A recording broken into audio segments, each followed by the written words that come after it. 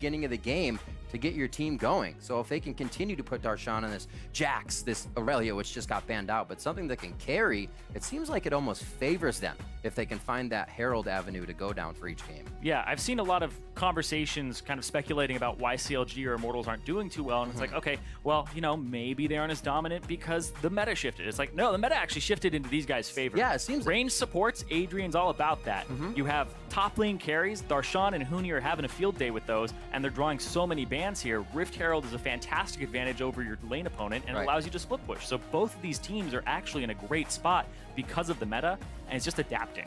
I expect this last one to be the Azir. Most likely, Olaf gets taken away from Reignover. Something we have seen come back into play for him, which is very, very helpful as he loves to be aggressive.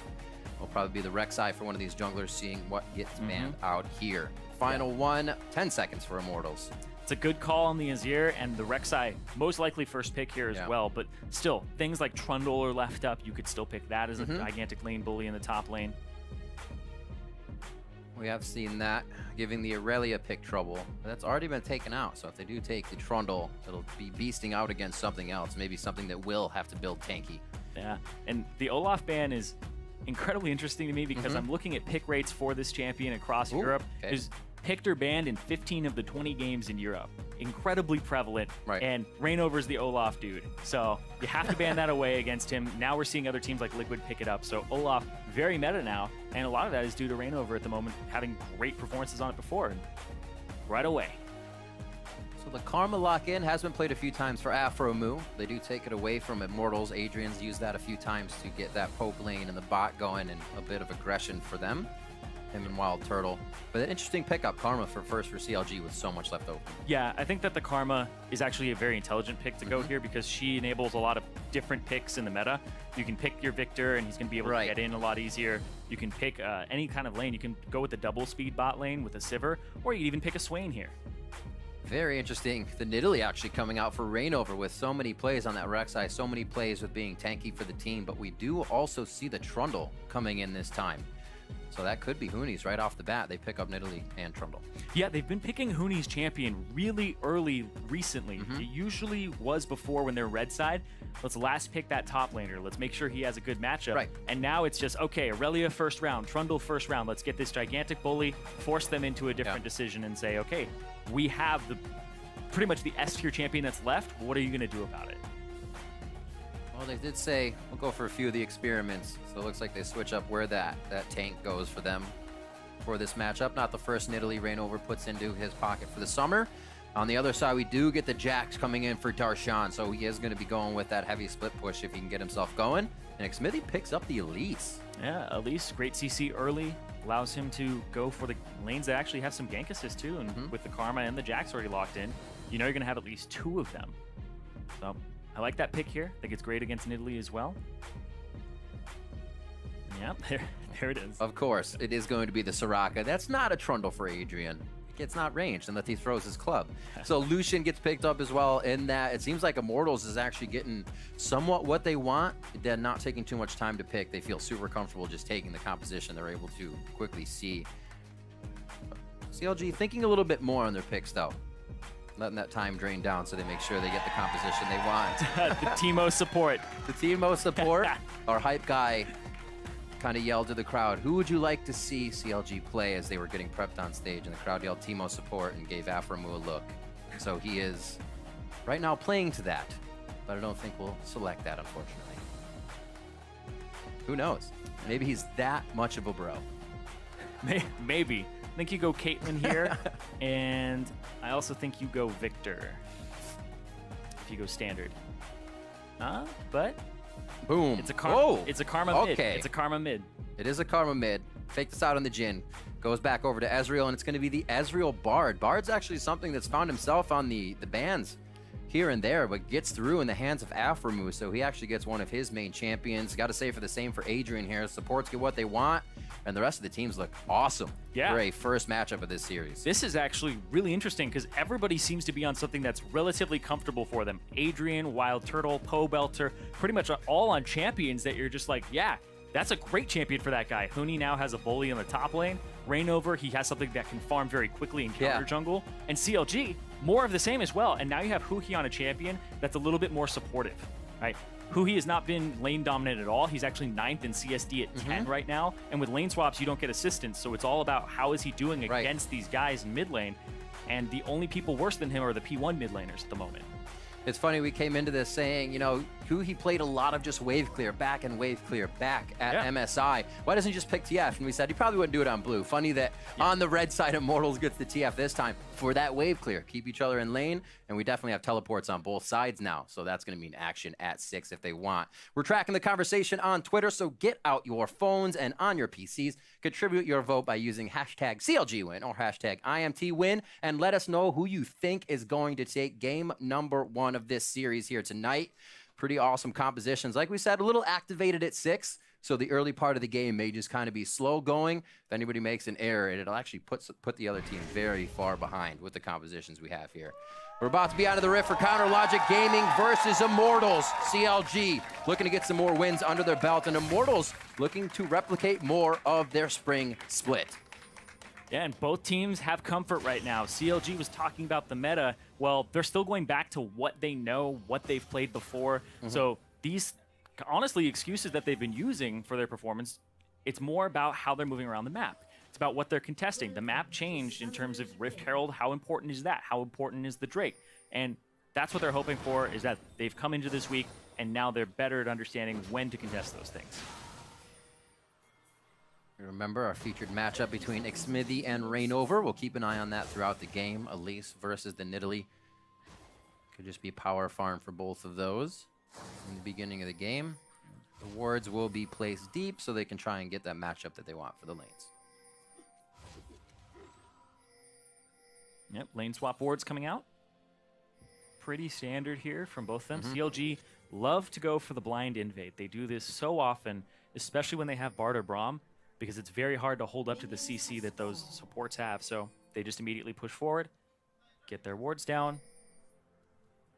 They've always been a team, or coming up to this season, that would use that advantage very, very well. They would say, all right, we actually have this, so we can pressure our 2v1, or we can get a gank in a certain lane because of what we did. Here it seems to have fizzled out as they go to swap up. Yeah, Adrian, right ward, though. But this is the thing. Adrian walks top and starts walking up there, and immediately you see CLG start going the other way and start backing that way, and now they just saw CLG cross that bush.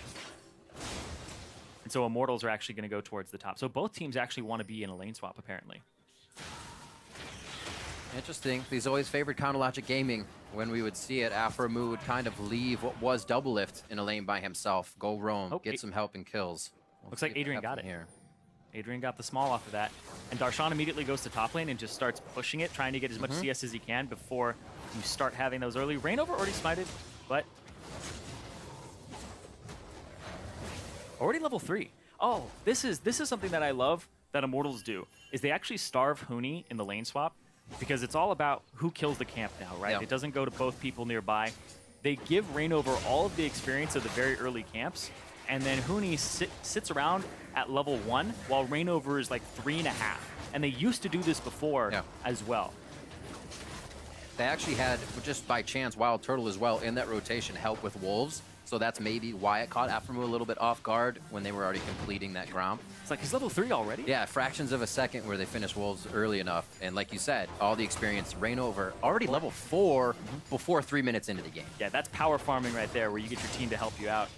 It's a strategy that Immortals were utilizing even before the whole changes. So Xmithie just hit 3. He's going to be able to take out this camp, but now Reignover goes to the other side of the map. Where's the onus go? Who gets this? Do they do something with it? Because a lot of times we'll see an advantage kind of fizzle out. They're happy with the advantage, but it won't. It's going to be a 3 buff. And that would have most likely been left for Huhi in the mid lane, it seems, as Xmithie is looking for that gank first. Oh, he's got 2 summoner spells, though, so Pobelter just waltzes away. Yeah, smart of him, because he knows not to play to that side of the jungle. That's not his. The north and the west side are where Reignover are.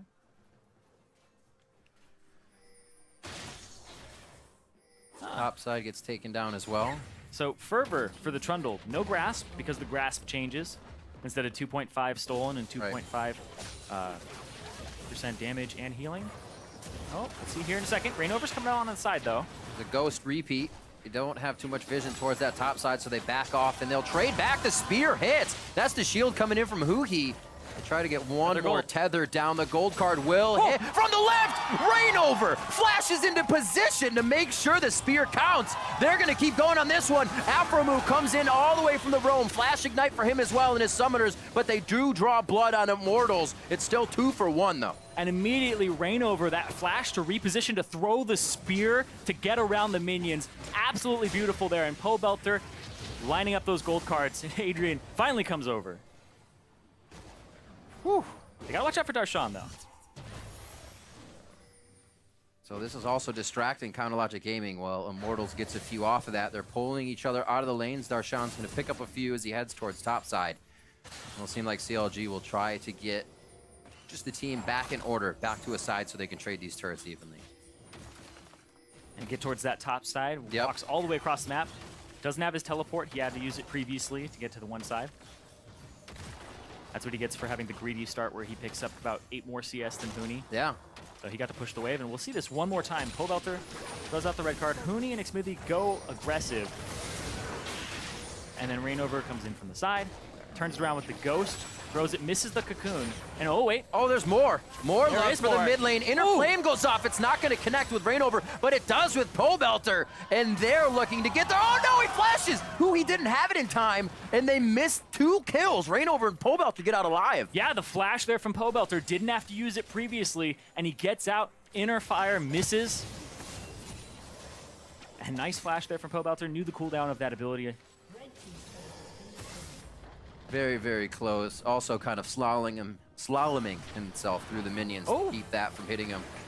Turtle, not realizing that CLG is actually within this rotation, as I was talking about before. They could kind of get an upper hand, be in your face when you least expect it as these lanes are moving back and forth. Yeah. There they almost get Wild Turtle in a face check, but he gets himself out alive. Yeah, Afromu was talking about how it's annoying to face Immortals because they keep trying to make plays everywhere, and then 5 people show up somewhere randomly.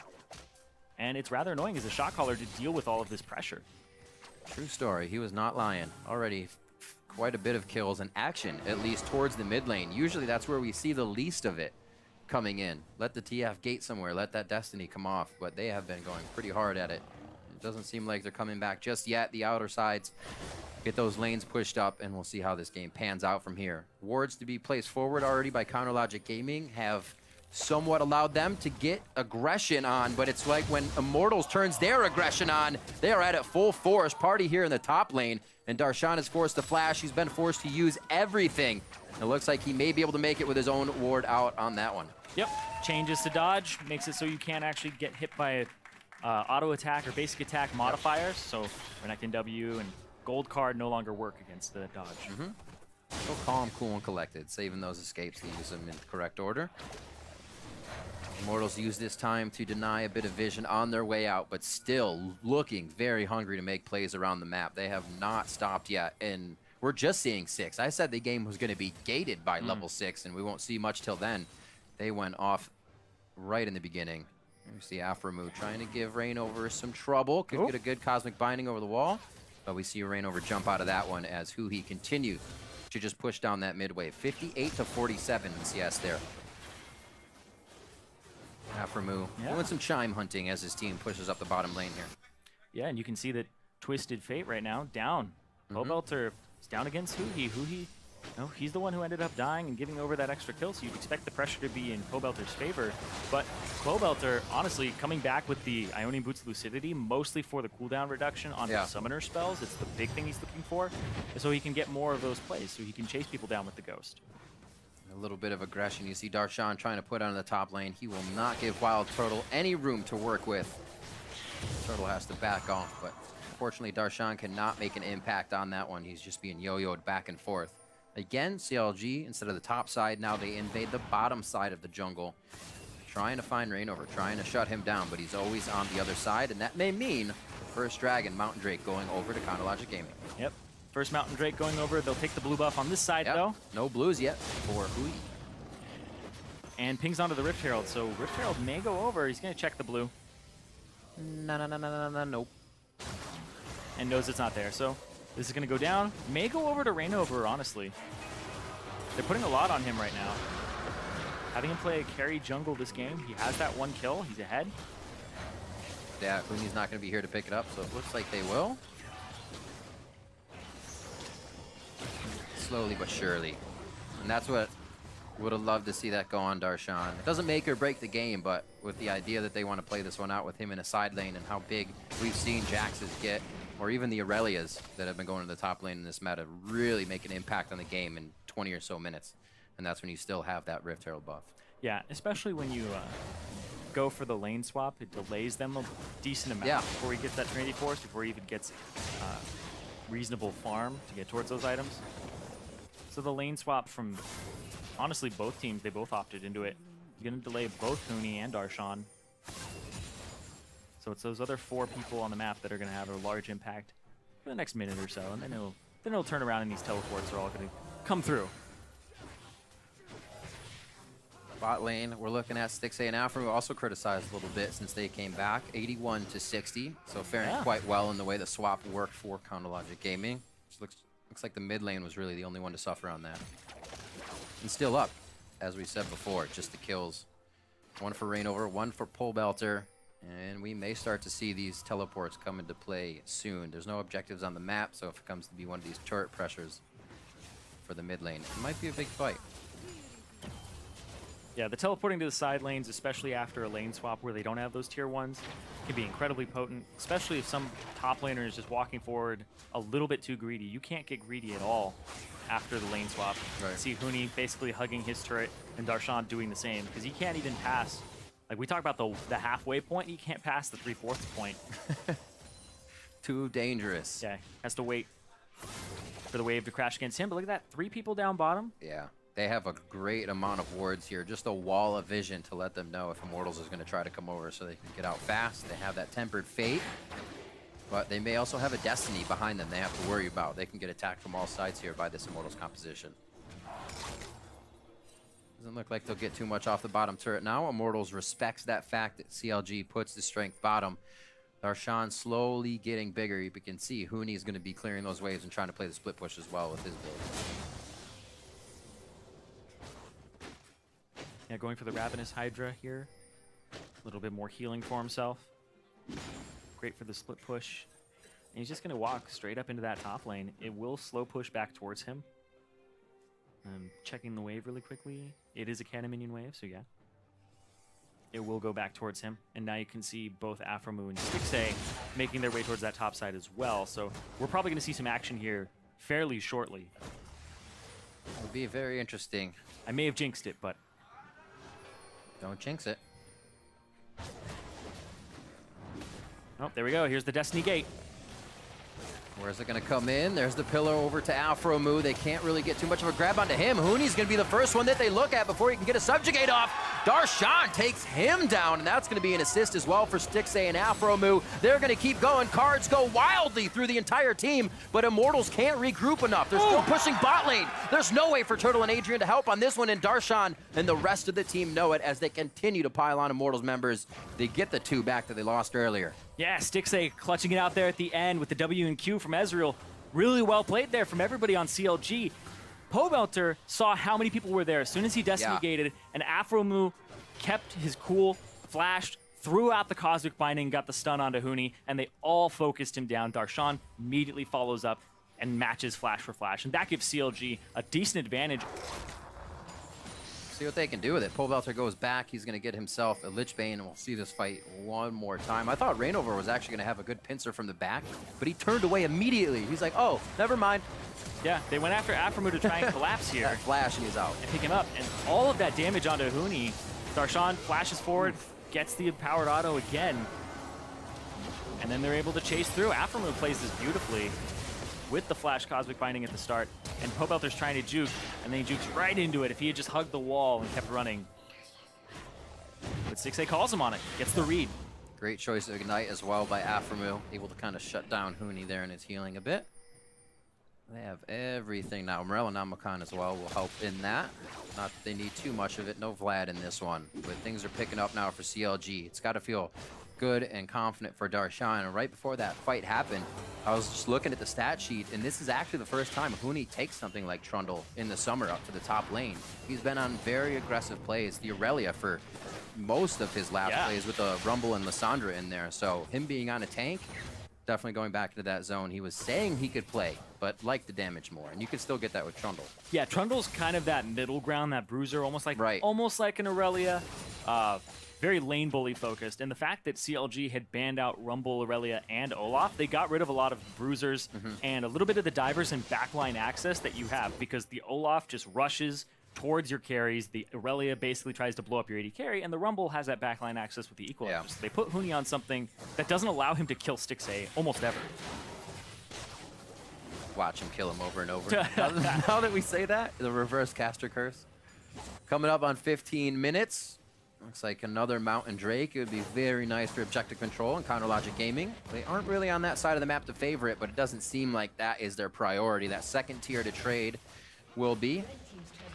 Did it. It seems like both teams are kind of gentleman's agreement on this one, knowing they have a strong fight, but obviously can't with the way the teams are spread here and taking second tier turrets. Yeah, take second tier, but this is Immortals picking up that Mountain Drake. You would love to have 2 Mountain Drakes. Oh, would you? Oh, you would. Oh, would you? Let's see. Oh, wait. They didn't even pull it out, so. Why didn't they do what I thought they were going to do? Yeah, there was no smite for Rainover as well. And ooh, I thought that was going to be a Cosmic Binding onto the wall. Yeah. It goes for the close Tempered Fate since it falls a little faster. Yeah, Rainover may have thought the same thing because he immediately flashed like, right as the animation even began. So what is that? Oh, it's an ult. Didn't even want to be in the situation where it would hit, and the ultimate probably would have hit if he didn't flash. So CLG does not look scared at all to pressure that little bit of a lead they have here, trying to force down mid lane, and they still have Darshan pushing bottom, so they have some time to work with. Looks like they'll back off right away, though. They say, all right, breathing time, go spend the gold that we might have in our pockets, and that is about 3,000 more. Across the pockets of Xmithie, Huhi, and Stixxay spent right now. Quite a bit of gold. They have a lot. The Cull ended up. Stixxay's on 1,700 along with Xmithie himself. So if they were to take that mid fight, it'd be very scary with that much what could be power in their pockets to spend. Stixxay is sitting at about 1,100 gold more than Wild Turtle at the moment. That kill, as well as the Cull, coming through pretty decently for him. That first fight that Immortals thought would really be their edge in the game did not go their way. Pobelter could not Destiny in. We saw Huni go down. We'll see how they can repair from that. They seemed a little skittish to try anything else other than get these waves pushed up and basically wait for CLG to make a move. Something that was actually interesting during the Envy games for Immortals, Immortals was very balanced in those games with Envy, but it only seemed like their advantages came when Envy made a big error, when Envy allowed Immortals to really take a big advantage. Yeah, Immortals actually get a lot of advantage from being Immortals. They actually, it's funny because a lot of teams will fear them because they're like, well, it's Huni and Rainover. Right. We can't really play towards that top side. That's scary. Well, CLG, they're showing, we have nothing to lose here. We have everything to gain and start getting momentum in the standings and taking down Immortals. And they're playing fearless right now. Even Huhi in the mid lane, he's walking up. He's on that Karma. It's really safe for him. They're waiting for the plays, not trying to force them. And CLG are kind of playing the map at the moment, and both teams are trying to do that instead of play for the fights, and Immortals are trying to play for the fights a little bit more. The thing is that they're weaker right now in most regards. They're AD carry, they're top laner. It's honestly Pobelter who has the large advantage here over his lane opponent, and that's mostly Twisted Fate passive in that kill. Right. Looking for that pick, looking for something of a gold card catch out. Maybe Rainover gets another crazy flash javelin to start his engagement. I would not put it past them. Right now, they are on the back foot. Wild Turtle here, slowly moving back, considers the Tempered Fate, but I don't think he gets out in time, and timed just before he comes out of the Tempered Fate invincibility. Yeah, that could have been really unlucky for him, too, because the Cosmic Binding, it would have checked if it had made contact for that wall, and still if hit it the flash. flashed. Right. Exactly. Oh, here comes Darshan, though.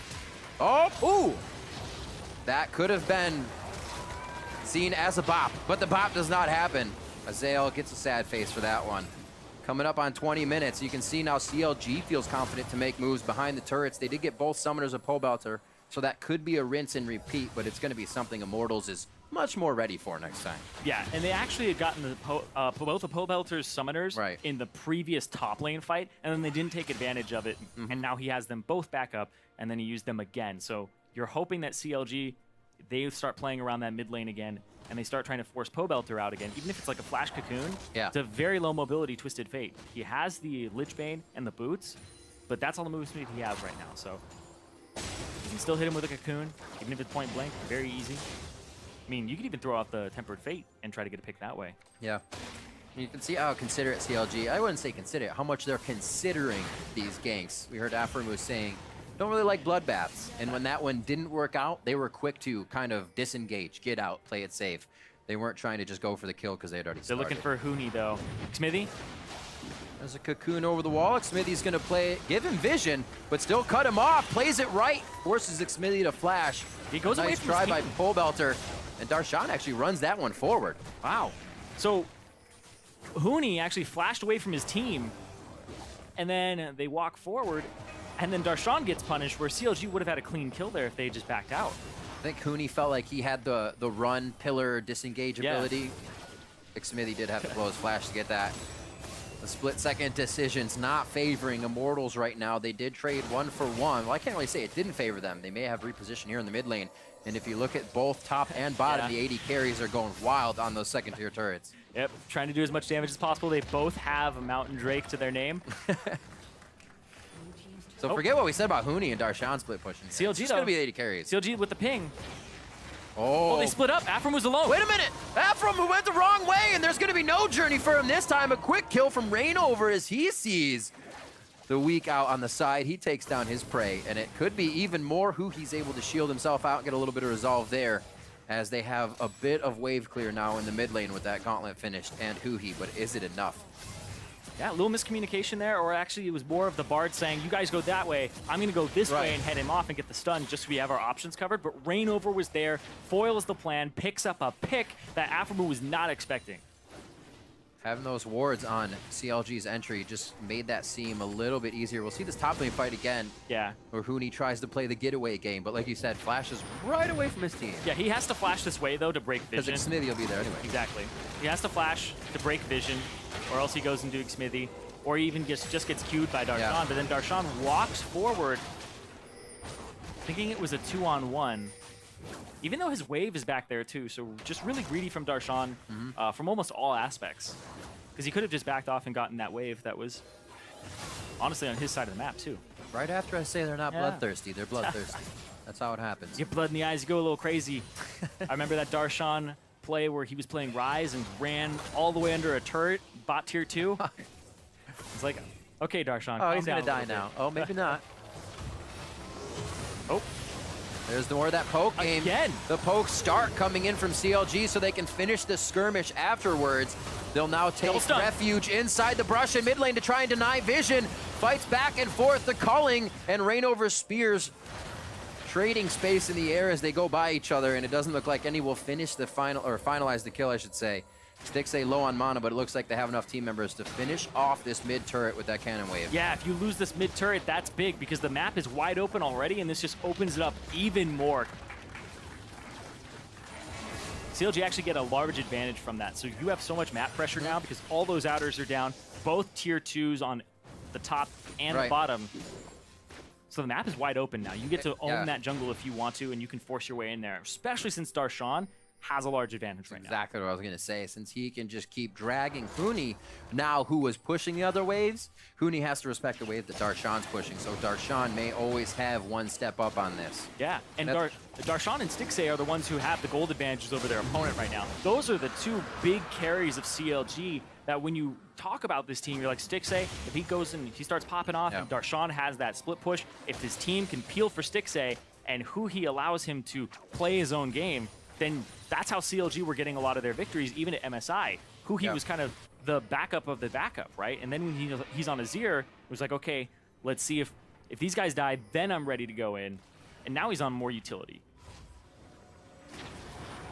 Oh. He's gonna see him. Almost one clear. I thought they were gonna do a hop 2 kill for anybody that was checking the brush, but he just did not. No. Could not make it over.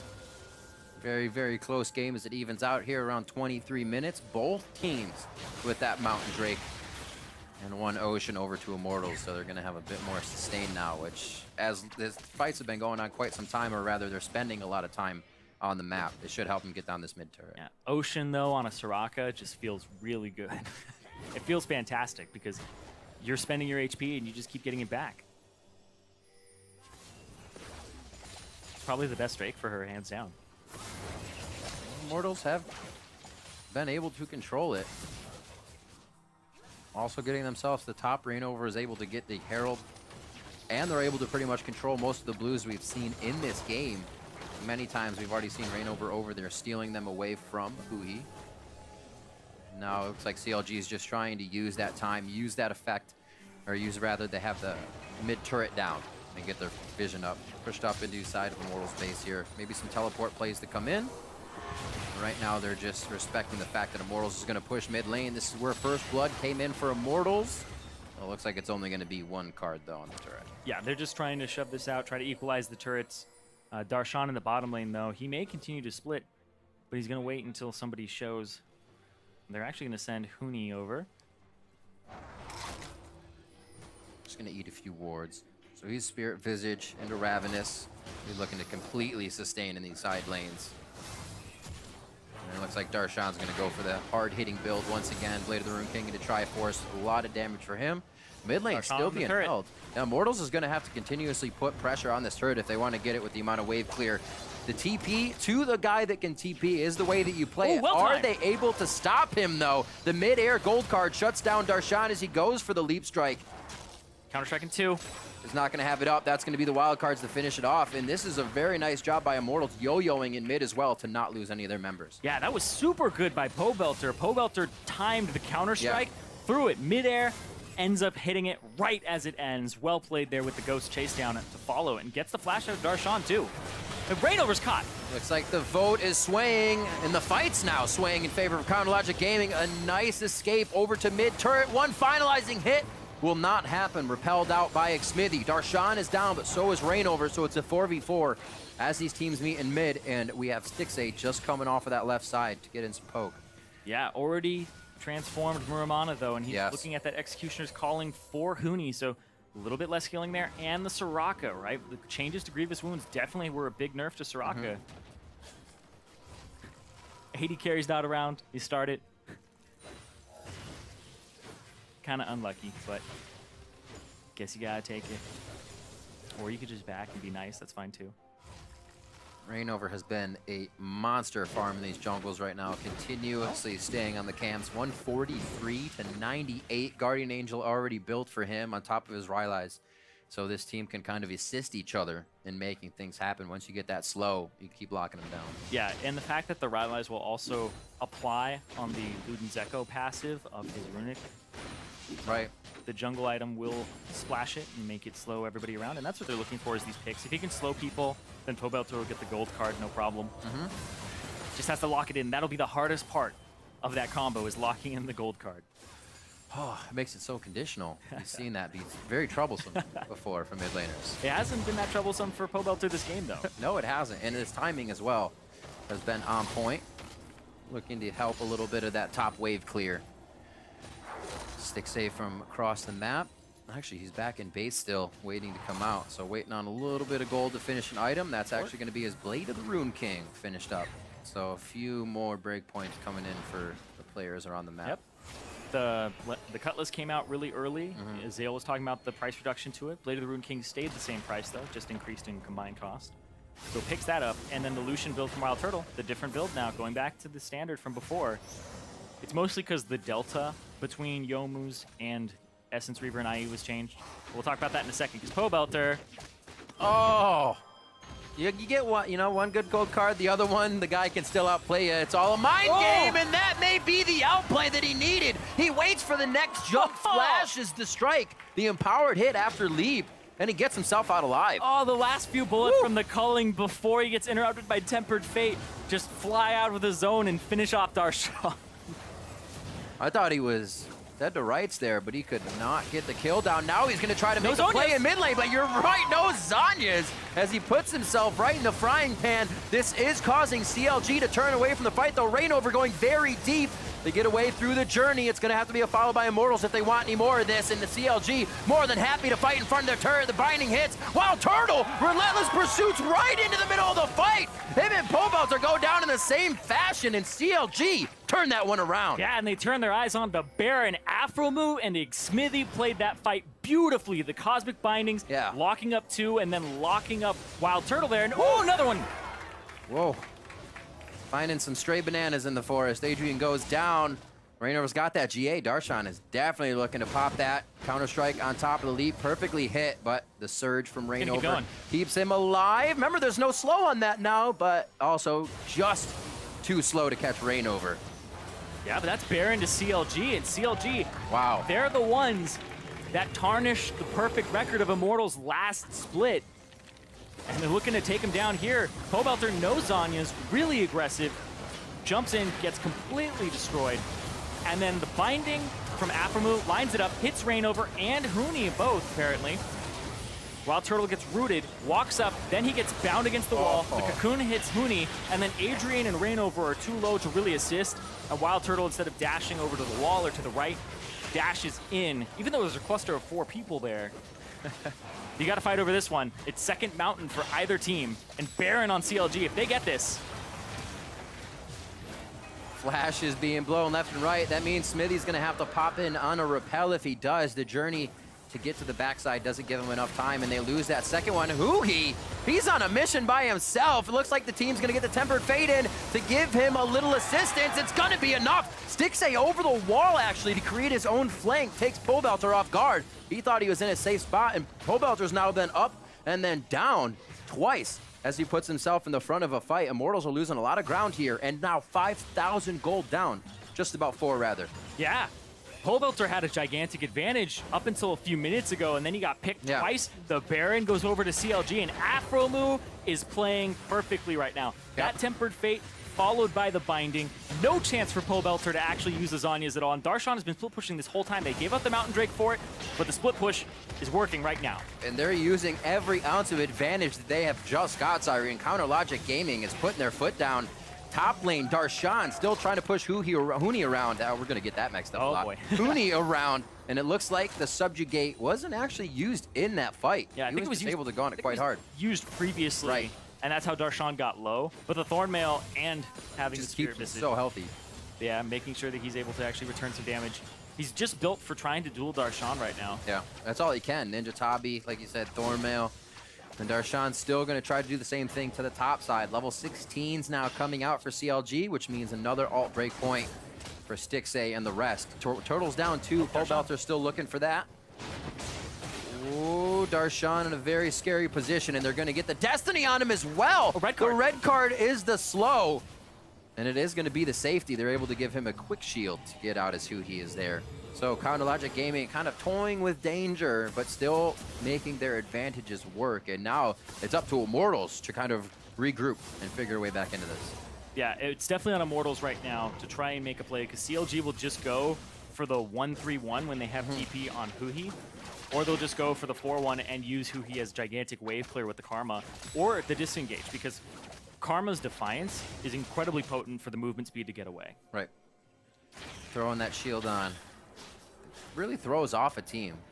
Your placement of skill shots and spells, and skill shots are a lot of what Counter Logic Gaming is based off of right now. They've been landing them, though. Bot lane's been on fire this game. Looks like you see an elixir as well for Huhi, trying to get just a little bit more power squeezed out of that gold he's still got sitting in his pocket. Baron minions now onto the bottom side. Darshan still slowly pushing in the top. He's going to have to be respected quite soon. It'll probably be Huni to go over there and do janitorial duty on the top wave cleanup as he already starts to move. He's actually going to take Pobelter with him. Yep, they know he doesn't have flash. Could be the Destiny play after this to get back into the lane and route themselves behind Counter Logic Gaming. It's almost coming up for Pobelter, so it could flow into the play they're trying to make. But CLG is still pressuring here on the bot side. Pole Belter with the walk-in. He has used Ghost to get this one done, but what can CLG do? Is it worth the time of sending 2 people top lane for Immortals? Darshan's able to stay alive with dodge for a little bit longer. The double stun! He gets taken down, but also uses the Zanya as something that'll help Pole Belter stay alive in these fights. They're forced to go back to the fountain, and CLG are looking to do as much damage as possible without losing too much. This could be Reignover's GA getting popped as CLG safely stepping outside the base. There are still a few, Xmithie and Aframu in a dangerous position, but they're still able to re-enter. Zyrene, it doesn't look like they're leaving anytime soon. Yeah, there's only 2 members of Immortals up. Pole Belter and Huni, the 2 people who were involved in chasing down Darshan top, and there are 4 for CLG. CLG are going to try to push to win. Talk about spreading a team thin and not even having to use your teleports to do so. The last Nexus turret is getting hit up. That is an exploding Pole Belter. He goes down immediately. Huni follows after, and Counter Logic Gaming righting some wrongs and looking a lot better here in game 1 of the series. 34 minutes in, Counter Logic Gaming take down Immortals in game 1. And Counter Logic Gaming, that's got to feel good for them. Sitting at 7th place right now, they have to start beating the teams near the top of the standings because, like I said, they have P1 and Energy left after this for the halfway point. Right. So they haven't beaten many teams above them. This is where you have to make your statement. This is where you have to say, okay, we don't deserve to be in this spot that is actually out of playoffs right now, and they need to pull themselves back in. So this win right here, it's definitely a little bit of momentum for them coming into game 2. You have to win the series, though, and CLG, after that game, though, they actually looked